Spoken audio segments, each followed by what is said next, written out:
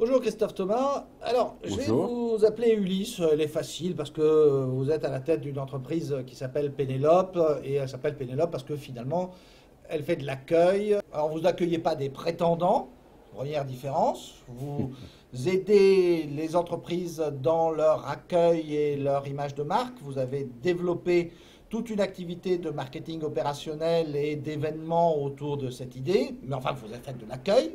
En 20 ans que vous dirigez Pénélope, depuis 1993, vous êtes passé de 4 millions d'euros de chiffre d'affaires à 120 millions, fois 30 en 20 ans, oui, par des acquisitions, par de la croissance interne et par des acquisitions comme celle que vous venez de réaliser, le groupe FIM, un call center qui faisait une dizaine de millions de chiffre d'affaires. Pourquoi est-ce que, quand on fait de l'accueil, on rachète un call center? Pourquoi FIM? Eh bien, tout simplement, dans les activités de Pénélope, nous faisons de l'accueil, comme vous l'avez bien dit. Nous avons un call center en appel entrant. FIM fait de l'appel sortant. Ils sont spécialisés en appel sortant, en vente, en B2B, en B2C. Ils font aussi de la prise de rendez-vous. Voilà. Mais FIM Action, ce n'est pas qu'un call center. Ils ont aussi une partie force de vente supplétive, humaine. Or, nous avons une activité de marketing opérationnel où il nous manquait le segment force de vente.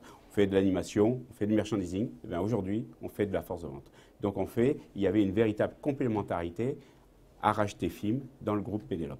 Alors, votre flotte, Ulysse, est financée par Edmond Rothschild de Capital Partners. En face, un navire financé par Initiative et Finance. Et donc, une négociation, non pas front contre front, mais fond contre fond, on va dire. Quel a été le point le plus difficile de cette négociation? La négociation a été, puisqu'il y a deux fonds, a été extrêmement structurée. Edmond de Rothschild est un fonds qui structure très bien les négociations sur des acquisitions. Passer un peu la soupe. Et donc, voilà, vous avez raison. Voilà. Mais non, c'est vrai que les négociations sont extrêmement structurées, donc c'est très facile. De l'autre côté, bien sûr, il y a toujours la question du prix. Voilà, donc la négociation, c'est toujours la partie difficile, c'est le prix. Et alors, c'est du marchandage de... Enfin, vous êtes marchand de tapis à défaut de tapisserie comme Pénélope? Quelquefois, quelquefois. Je veux dire, le vendeur lui défend sa sortie et sa capitalisation, et nous, on ne veut pas acheter non plus trop cher. Donc, et comment est-ce que le manager que vous êtes aide à trouver le compromis?